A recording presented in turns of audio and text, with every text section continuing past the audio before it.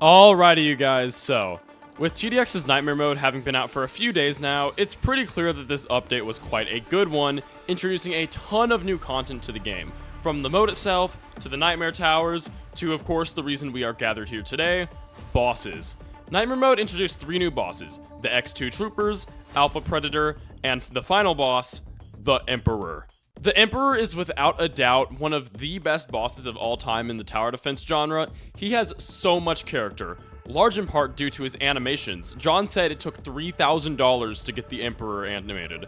He is super expressive because of that, and his ginormous roster of attacks are complemented by fluent and cool looking animations. He himself is also voiced, being one of few bosses in the game to have a unique voice actor. Emperor's fight is just extremely unique among others in the genre, being the first tower defense boss I know of with a unique personal win condition. You see, Emperor's purpose isn't to end you, he tells you that himself, and as such, he doesn't enter your base. Instead, he damages it with his attacks. Emperor slides and dashes throughout the map, teleporting with just a thought.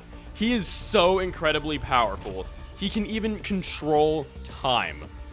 So what are the Emperor's full abilities? Let's get into it.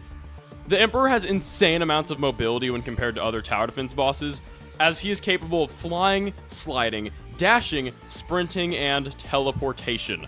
Additionally, he is quite the offensive powerhouse, with abilities able to corrupt towers, fire lasers, siphon health. He can slam his poleaxe, and summon an entire armada of drones to rain down upon the map, as well as duplicates of eradicators you have fought in the past. It is 100% safe to say that he is quite the strong boss. But is he the strongest boss in tower defense history? Now that is the question pondering everyone's minds right now. I mean, come on. We have faced thousands of potentially world-ending threats in the Roblox tower defense genre.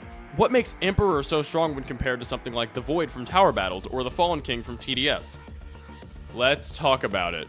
First off, I do want to preface that for the sake of power scaling in this video, in-game HP numbers will not be counted in these boss comparisons, as TDX bosses in general will have more inflated HP bars, and let's be real, it wouldn't be nearly as entertaining if I just said, this number was bigger than this number. Now, first off on the list, TDS is equivalent to Emperor, and arguably TDS's strongest boss, the Void Reaver. The Void Reaver is the final boss of the Hardcore mode, and the Hardcore mode itself is TDS's closest equivalent to Nightmare mode, as they are both a really difficult mode on exclusive maps featuring 50 waves and were both huge innovators at the time of their releases. The Void Reaver is a ginormous, brutish, chimera abomination of a creature, largely theorized to be the champion warrior of the Fallen King. The Void Reaver boasts incredible raw strength through its stomp and broadsword abilities, as well as its ability to control energy from the void, summoning spheres of void energy that damage towers, and portals that summon friendly units. Overall, the Void Reaver has incredible large amounts of raw strength, and has a good mastery over the Void's energy. In a fight against the Emperor, the Void Reaver would likely play aggressive, attempting to break through the Emperor's form to destroy it. However, I do believe that the Emperor's raw mobility would be able to easily outmaneuver the less calculated, brutish Void Reaver, able to either slowly wear it down as the fight went on, or use its time control ability strategically to end the battle quickly and decisively. So, with that being said, the Emperor beats the Void Reaver. But what about the true champion of the word Void in the tower defense genre? The Void from Tower Battles, and arguably the god of the universe of TDX. Void was arguably the strongest tower defense boss before Emperor, so where do we stand? Does the challenger of the Emperor win, or does the Void still reign supreme?